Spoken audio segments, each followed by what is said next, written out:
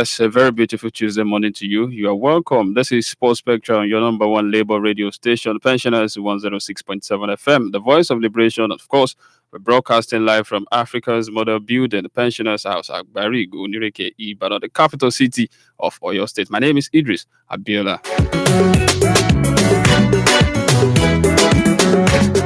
Yes, I welcome you on board to another edition of Sports Spectra right here. And of course, a lot of interesting stories making the rounds at home where the MPFL season, the incoming 2020-2021 season will resume in December, as put out by the LMC yesterday.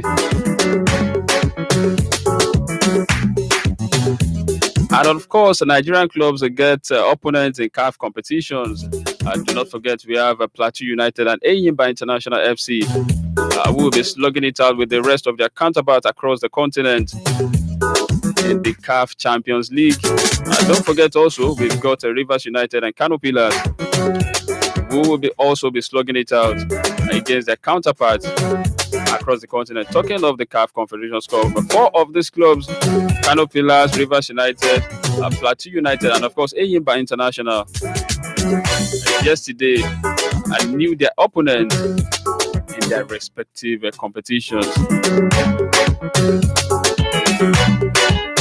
And of course, how about updates coming from the camp of the Super Eagles of Nigeria? Do not forget that yesterday the camp officially opened, and according to reports that we got yesterday, 5 of the Super Eagles players resumed yesterday, where we have Kelechi Iheanacho, Etebo, and the 3 other players. We get to talk about that on the show this morning.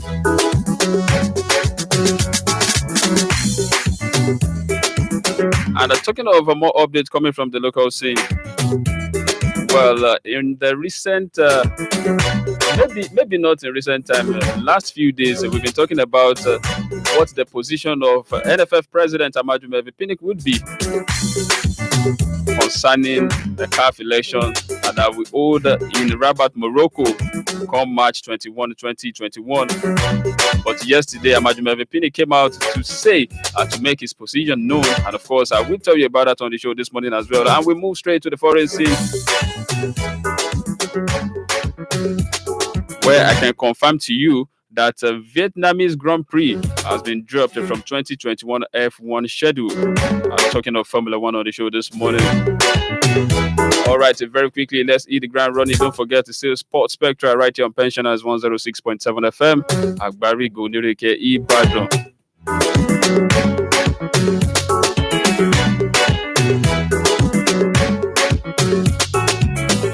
Yes, let's get to tell you this morning that after much deliberations and discussions, League Management Company LMC has announced the 6th of December 2020 as the kickoff date for 2020-2021 season of the league. Yes, the league body on Monday afternoon, that is yesterday, announced that the 6th of December 2020 will be the kickoff for the incoming MPFL season. And of course, it will end on the 4th of July 2021. The fixtures, don't forget, also put an end to earlier speculation that the league will be played in an abridged format to make up for lost time, and of course help align it with those of their European counterparts. And talking of the fixtures, the opening weekend on December 6th, we see 8-time champions Enyimba host Abia Warriors at the Aba Township Stadium. And other opening day fixtures see 4-time champions Kano Pillars play away to Adamawa United in Gombe, while MFMFC will play their opening game of the season against the Warri Wolves at the Teslim Balogun Stadium in Lagos. And very quickly, let's give you the lowdown of match day 1 fixtures.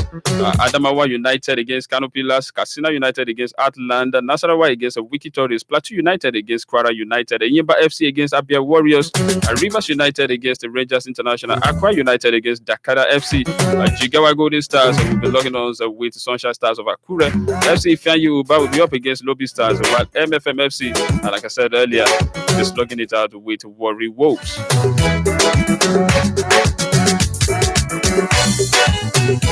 So good one there coming from the LMC. December 6th, 2020, we get to have the new MPFL season. Okay, very quickly, let's tell you that the Confederation of African Football (CAF) yesterday conducted a draw for both Champions League and Confederation Cup behind closed doors in Cairo, Egypt. And two Nigerian campaigners in the Champions League, talking of Plateau United and Enyimba International, I can tell you that they were handed relatively tough draws. Enyimba, of course, who have won the competition back-to-back in the past, we faced Burkina Faso's champions Rahimo FC in the preliminary round. Plateau United, on its part, have been drawn against a tough opponent with facing Tanzania powerhouse Simba SC in the preliminary round. Enyimba, the only Nigerian side to win the Champions League, we travel to Burkina Faso for the first leg between November 27 and 29 before hosting the second leg at the Aba Township Stadium between December 4 and 6. Plateau United on their own, we played the first leg at home before traveling to Tanzania for the second leg. And in the CAF Confederation Cup, Nigeria's representatives in Kano Pillars and Rivers United, they were drawn against the Senegalese and Equatorial Guinea sides. Pillars will play ASC Giraffe, while Rivers United were drawn against the Futuro Kings. And the first leg in the first preliminary round of Champions League and Confederations Cup will be played between November 27 and 29, while the return leg will hold between December 4 and 6, so like I said earlier.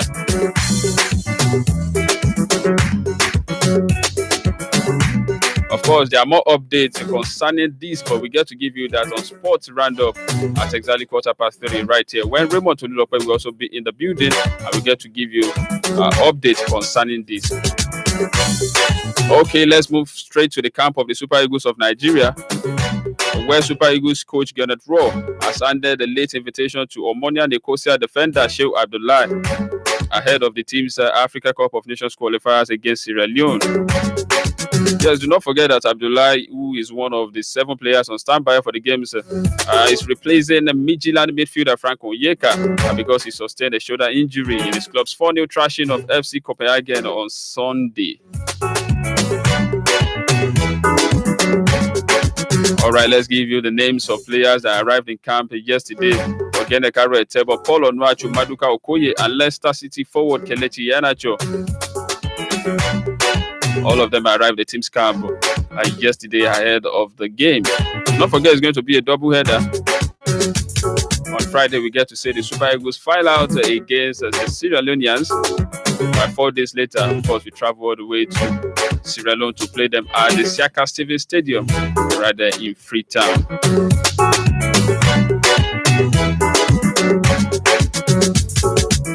And very quickly, update concerning that game. Let's get to inform you this morning that journalists have been barred from the 2022 Africa Cup of Nations qualifying match between the Super Eagles of Nigeria and the Leon Stars of Sierra Leone.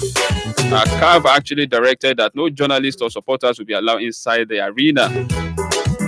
But the Communications Department of Nigeria Football Federation, NFF, yesterday clarified that only accredited journalists will be allowed into the stadium for the match. Though CAF's guidelines under media operations further stated that there would be no mixed zone. And CAF also hinted that there will be an allowance for virtual press conference for media officers from both teams alone, while only television channels with official rights will be allowed flash interviews. NFF's Director of Competitions, Bola Oyeyode, said only accredited individuals will be allowed inside the stadium for the Day 3 qualifier, which will officially kick off at 5 p.m., while only photographers of participating teams will be allowed at the match. So, as it is, journalists are not even allowed to enter the arena. Talking of the newly refurbished Samuel Ogbemedia Stadium right there in Benin City. As we can have it, only accredited journalists will be used of COVID-19 protocols of COVID-19 as put out by the PTF on COVID-19 in Nigeria. Okay, we move straight to the National Handball League going down right there at the Indoor Sports Hall Package B of the Moshood Abiola National Stadium, Abuja. And I can confirm to you this morning that Niger United finally won their first match of the league. the former African champion, Niger United, don't forget, their former African champion, they have lost all their 7 matches played so far, and eventually they defeated Plateau Vipers at 35-25 to the relief of their players. So in other men category, let's get to give you results coming from the men's category now. Rama Strikers defeated Kara Stars 38-24, while Koas Shooters got a slim win over Confluence Stars at 27-26 in that one. Very, very slim. Kano Pillars comfortably saw the threat of Delta Force with a 30-15 victory, while Safety Shooters defeated Bono Spiders 22-17 in that one. Of course, in the women's category, Adorable Angel is now leading the league standing. Yes, gallantly leading the league standing as they defeated experienced Imo Grasshoppers 29-27. Though very slim, you want to say, but of course, it's still the if it were to be in football, you get to say that they were able to secure the maximum 3 points. So 29-27, very close, but of course, they won that one. Okay, the rundown of the results, match day 10 results of the National Handball Premier League 2020 going down right there in Abuja. Talking of the women's category, Adorable Angels, of course, defeated Imo Grasshoppers 29-27. Plateau Peacocks defeated Seasider Babes 22-17. And Defender Babes, well, they lost to Safety Babes at 31-35. In the men's category, Kara Stars, of course, they lost to Rama Strikers 24-38. Confluence Stars lost to Kwa Shooters 26-27 in that one. Delta Force lost to Kano Pillars 15-30. Bono Spiders also lost to Safety Shooters 19-28. While Niger United, like I said, their first win of the league season, they defeated Plateau Vipers 35-25. And very quickly this morning, we leave the local scene and we move straight to the foreign scene to start from the world of Formula One, where the Vietnamese Grand Prix has been dropped from the 2020-2021 Formula One calendar.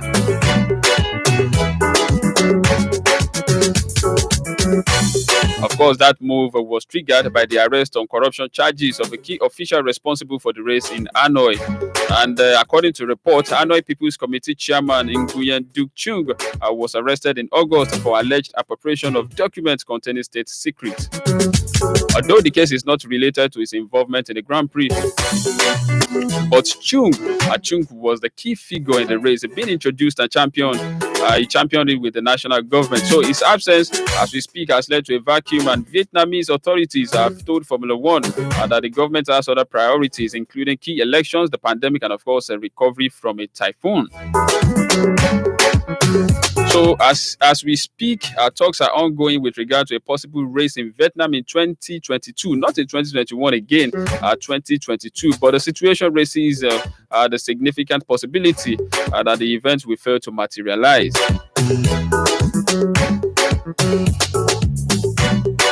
So we are looking at the possibility of having the Vietnamese Grand Prix in 2022, but of course, not in 2021.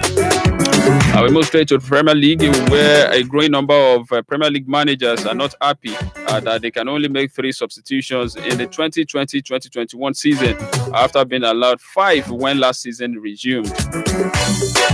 And the Premier League is the only major competition to return to 3, and some leading managers believe the current substitution limit is contributing to injury problems.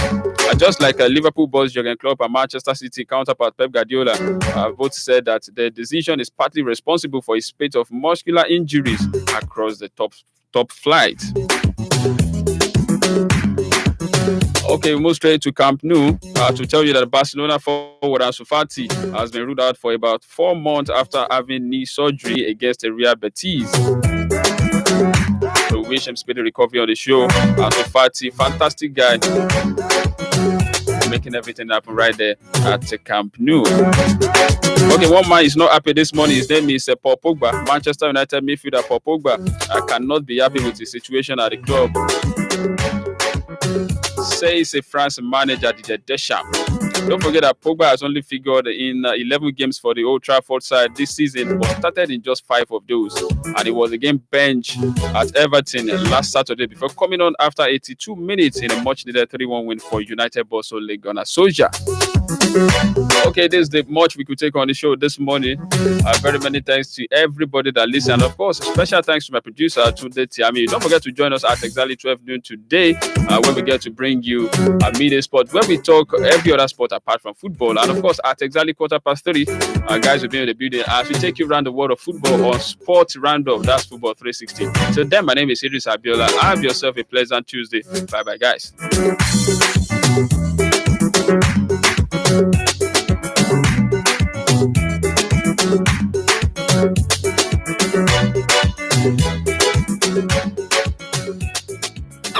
Welcome to the future. National FM 106.7. Àgbàlódé rédíò àgbárígo lónírèké ń bàdàn.